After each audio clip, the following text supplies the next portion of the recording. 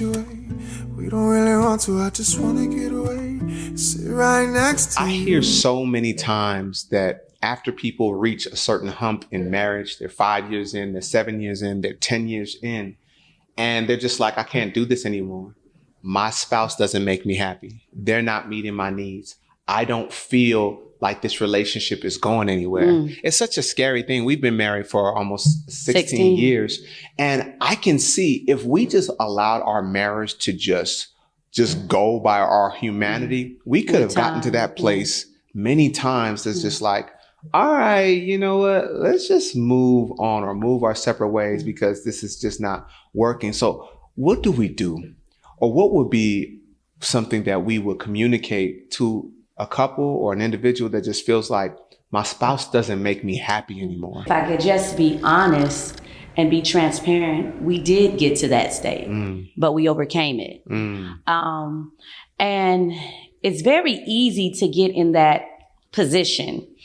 If you have kids or even if you don't have kids, you get so used to the person that you feel like they should almost be a mind reader. In the beginning, most of the times, in the beginning lovey-dovey stages, you're getting to know them and you're getting used to them. Oh, she liked flowers. Let me bring her flowers. Oh, he liked when I touch his head. Let me touch his head. And you're monitoring that.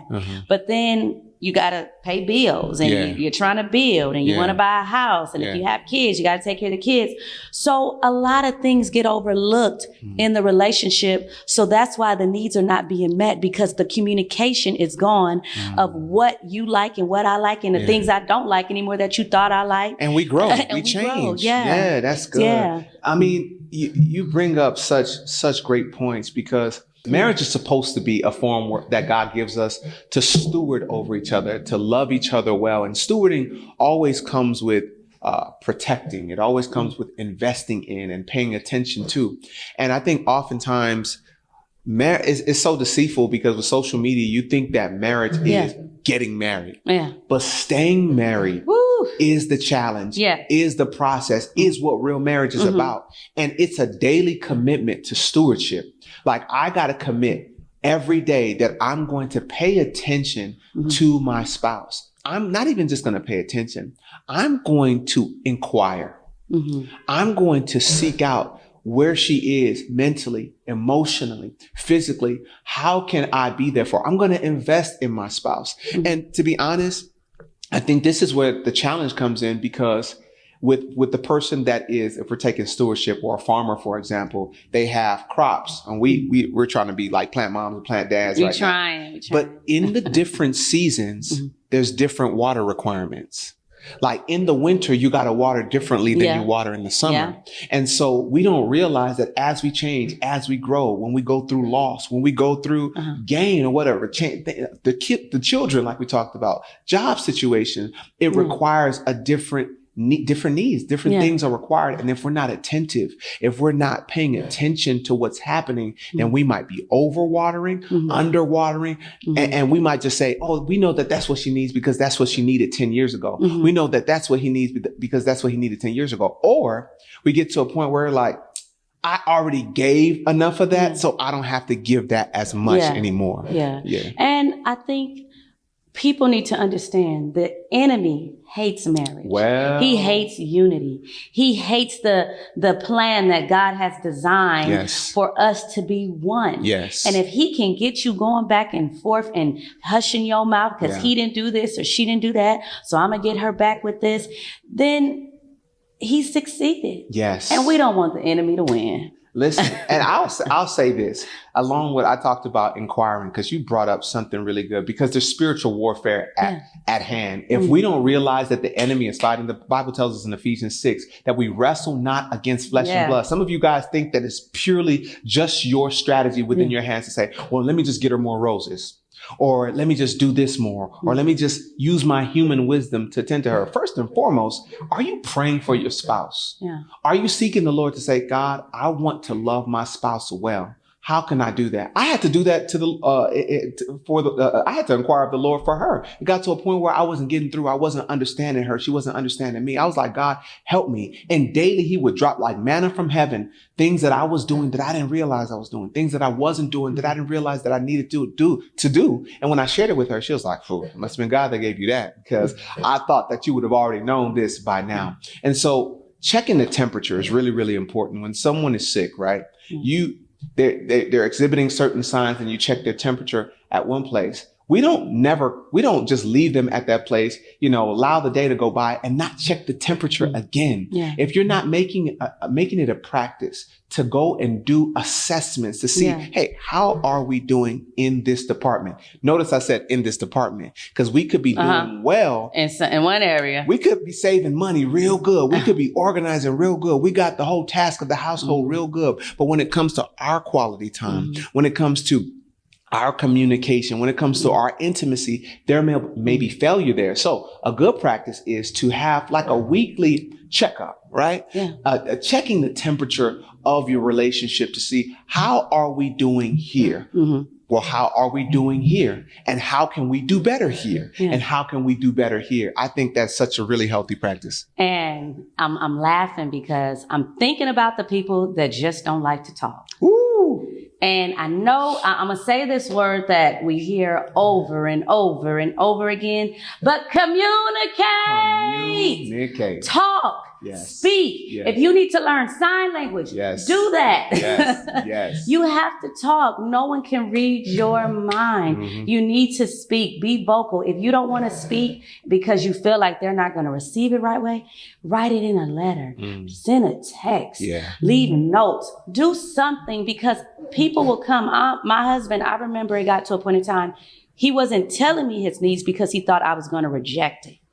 So I didn't even know that he was lacking in that area, because he felt like, okay, I don't want to bug her because I already told her this. And I'm like, I wish you would have told me. Find a way to say it. Because if someone is coming to you and saying, is everything okay? And then you're saying, it is okay, but I don't like that she does this, or I don't like that he does that.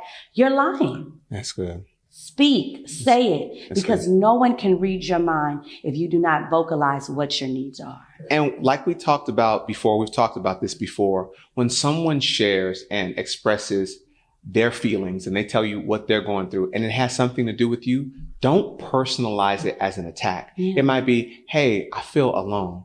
You'd be like, hold on. I was with you here. We sleep together every night. We always do this. Instead of personalizing it and taking it as an attack. First of all, they always talk about narcissism, but that might be a trait. No one could even communicate challenge or even their own emotions without you taking it and turning it around against them. And now you're about to make them feel guilty for being vulnerable. And so it's really, really important that when someone speaks, take the time. The scripture talks about being quick to listen and slow to speak. You don't always have to say anything. You don't gotta always say something. It's not always about you. The world doesn't revolve around you. There may be some things, hey, how can I support this? What do you think causes this? How can I be helped? Maybe you need some additional support that goes outside of me. Maybe you need someone to talk to beyond me. I just want to be there to support you. If there's anything that I can do, show me, tell me, teach me. That sounds like humility.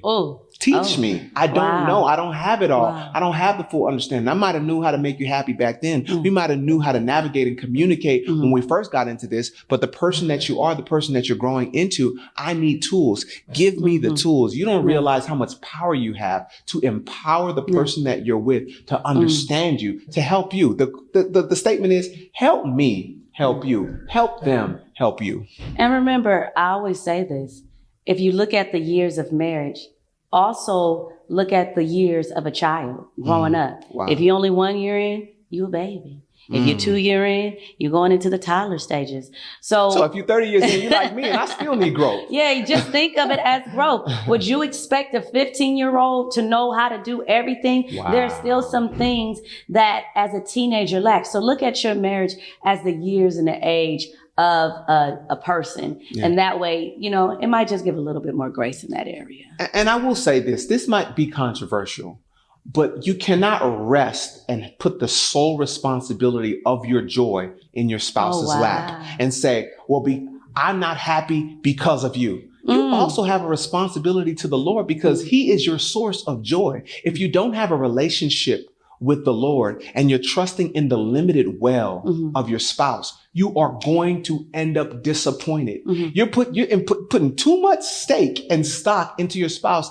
and making it their responsibility to put a smile on your face every day. If you're not waking up in the morning thankful to the Lord, if you're not waking up in the morning with your allowing him to be the river that your tree is planted next to, then you will always find yourself growing dry. There's a scripture in Jeremiah chapter 17, I believe, verse 5. It says, "Cursed is the man who trusts in the flesh." For, I'm going to paraphrase this my way. For when the good comes, he will not see it. But blessed is the man who trusts in the Lord. For when the heat comes, when the dry season comes, he will not be affected because he is planted near rivers. Wow. And so the beauty of trusting in God is there's now a consistency. I don't have to have mood swings. Yeah. I don't have to be up today and down tomorrow because I don't rest my joy. Like to be honest, if I rested my joy in you, what would happen if we both feeling low? What will happen if we're both grieving? If we can't trust in the Lord to give us the anchoring and the hope, and all my hope is in you, first of all, I've made you an idol. And the Bible talks about the curse that's attached to putting your trust in anything other than God. And when you put your trust in the flesh, by default, you are cursed.